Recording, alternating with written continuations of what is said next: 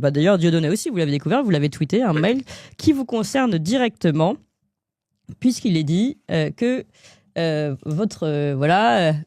bonjour Jeff, do you know ce que je pense de ceci, c'est entre Kafka et le national-socialisme. Alors ça, j'aimerais bien savoir comment. Voici une récente vidéo d'un politicien français qui s'appelle Dieudonné. Alors politicien, c'est intéressant aussi, concernant les juifs et l'argent. C'est choquant que ça existe encore en France, surtout quand on voit le nombre de vues. Je voudrais en parler avec vous quand je viendrai à New York. Voilà.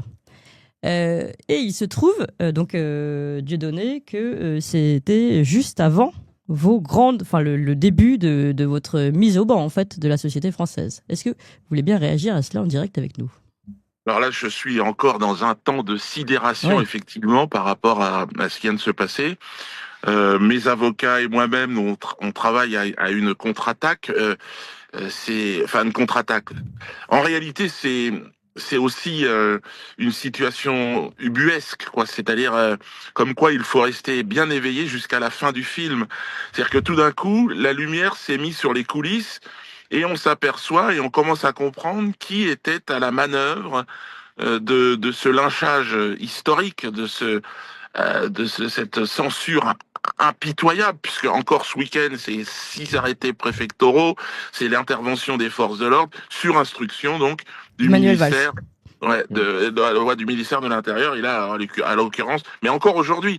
Alors c'est là où c'est pour moi assez hallucinant, et je découvre cette Ariane de Rothschild, Madame la Baronne, qui est effectivement qui est toute émue et qui tout d'un coup me considère comme un homme politique dangereux qu'il faut faire taire. Et ça alors ça date de 2013. Oui. Ça date de 2013 et il se trouve que justement la fameuse décision de Manuel Valls de vous faire taire, on va dire, date de quand? Bah c'est juste après, chronologiquement c'est exactement dans le timing, quoi. C'est-à-dire c'est fin 2013, début 2014, c'est parti et jusqu'à aujourd'hui encore une fois, hein, les instructions sont les mêmes.